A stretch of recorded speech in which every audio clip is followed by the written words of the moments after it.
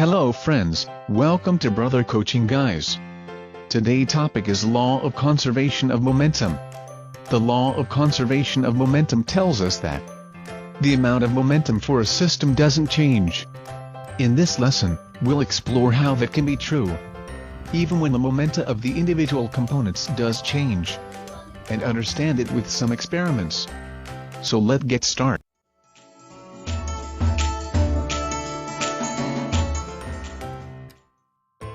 Even objects at rest are technically moving. But you don't see it because the movement is on a microscopic scale. For example, your computer is a solid piece of equipment, and it may be just sitting there on your table. But all of the molecules that make up the materials of your computer are vibrating around inside. The same is true for your shoes, your coffee cup, a tennis ball, and any other solid object. The reason these vibrations, or forces, don't cause the object to move is because they are internal forces. And an external force is needed to get an object moving. When you pick up your computer, you cause it to move. Just like a tennis racket moves the tennis ball. When the two collide, we look to Newton's third law of motion to explain why this is true. This law states that whenever an object exerts a force on another object, the second object exerts an equal and opposite force on the first. In other words, the forces cancel each other out. If you understand it with some experiments, watch my video on Newton's third law of motion experiments. I will give the link in the description box. Now, it would be like you sitting inside your car and trying to get it moving by pushing on the dashboard. You're inside the car, so you and the car are part of the same system. You have to push from the outside of the car to get it to move. Just like the tennis racket has to hit the ball from the outside to send it flying. Now we check, is momentum is conserved in a system? Yes, momentum is conserved in a system. Momentum is mass in motion. And we can apply our understanding of outside forces here as well.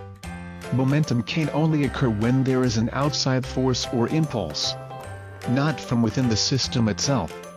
This important concept is called the law of conservation of momentum. It describes how when there are no external forces, the momentum of a system doesn't change.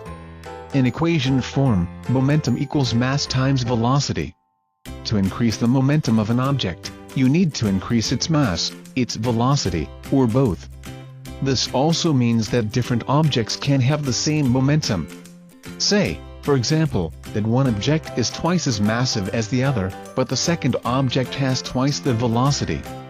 For both objects, the product of mass and velocity is the same, so the momentum for both objects is the same. When this happens to two objects that are part of the same system, there is no net momentum. So we say that it is conserved. This means that there is no change in the overall quantity. If the momenta of the objects are the same magnitude but opposite in direction, there will be no change in the net momentum of the system. They cancel each other out, just like internal forces.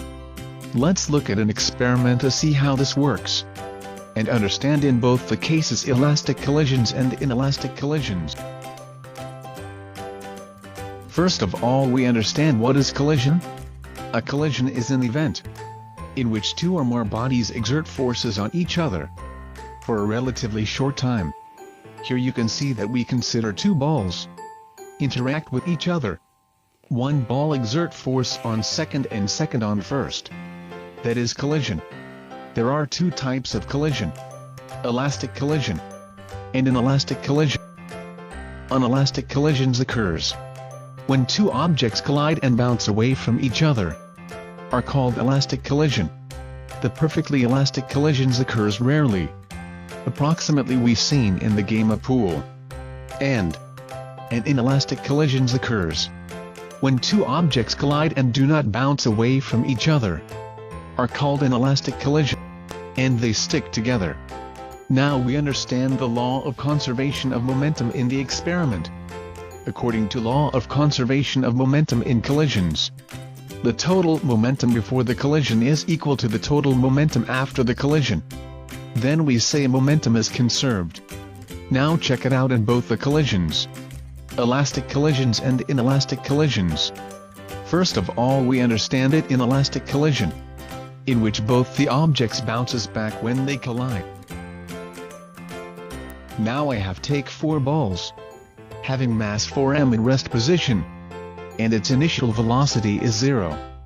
And one more ball having mass m, and its initial velocity is v. Hit on this 4 balls having mass 4m. So total momentum before the collision is 4m into 0 plus m into v. That is equal to m into v. After hitting, we see that the 4 balls at rest position, having mass 4m and its final velocity is 0. Only one m ball with velocity v is moving. So total momentum after collision is m into v plus 4m into 0. That is equal to m into v. So the total momentum before the collision is equal to the total momentum after the collision. So momentum is conserved in this case. In the next case, I have take 2 balls, having mass 2m, moving with velocity v, and 3 more ball having mass 3m, at rest position, and its initial velocity is 0. Now 2 balls having mass 2m, hit on this 3 balls having mass 3m. So total momentum before the collision is 2m into v plus 3m into 0. That is equal to 2m into v. After hitting, we see that the 3 balls at rest position, having mass 3m and its final velocity is 0. Only 2m ball with velocity v is moving. So total momentum after collision is 3m into 0 plus 2m into v. That is equal to 2m into v. So the total momentum before the collision is equal to the total momentum after the collision. So momentum is conserved in this case. This is the elastic collision in which we see linear momentum is conserved, and kinetic energy is also conserved. As I say that the perfectly elastic collisions occurs rarely. Some of kinetic energy loss in the form of heat or sound or goes in the internal molecules of the objects.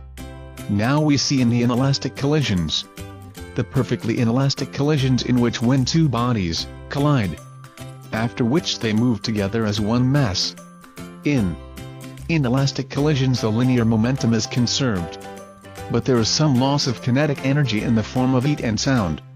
So kinetic energy is not conserved in inelastic collisions.